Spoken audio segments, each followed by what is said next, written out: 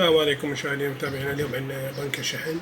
السويتش مالته عاطل طبعا، سويتش عاطل، هذا شغال بس هذا عاطل، وبنخليه بالكهرباء ما يأشر كل شيء، لا قلب شحن ولا أي إشارة من الشحن. هسه راح نفتحها ونشوف المحولة مالتها ونشوف الكارت. طبعا بعد ما غذيناها بالكهرباء بس نجي نطبق هذا الواير 12 فولت نشوف الشحن، يعني موجودة كهرباء شو لحظة الجرحة، يعني موجودة المحولة تشتغل ما بيها شيء. عندنا إذا العطل هو هنا ما جاي يأشر عندنا، نشوف ما جاي يأشر عندنا الشحن. هسه راح نشوف القطع وين أو العطل وين. يعني طبعا السويتش هذا لازم نبدله لأن عاطل.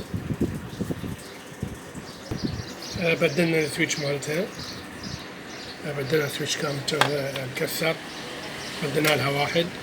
طلع عندنا قطع حنايا، قطع صاير بالواير مالت المحولة، ما يوصل الكهرباء مالت المحولة، قطع المحولة. فراح نلحمها مباشرة، راح نشوفكم نلحم مباشرة.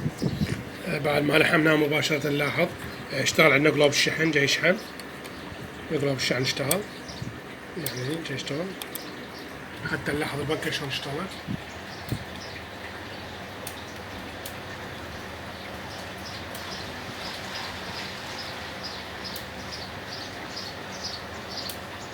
تروح فيها وتشتغل. لحظة طبعا هسه اشتغلت كلها كامل، بس مجرد طلع عندنا هذا السويتش وعندنا هاي المحولة مقطوع الوايرات مالتها لحمناها مباشرة.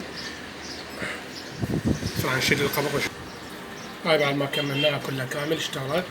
لاحظ عليه الشتوك شو ما بيها، السرعة العالية السرعة البطيئة لازم تشتغل، العالية والبطيئة كلها تشتغل. بس مجرد طلع عندنا المحولة مقطوع الواير مالتها والسويتش بدلناه. طبعا الشحن ينتظر بس يشحن، لأن جهاز الشحن هي تشارجر فيه ويشتغل كله كامل. مع تحيات أخوكم سعد الدليمي، تابعونا على قناة سعد الدليمي.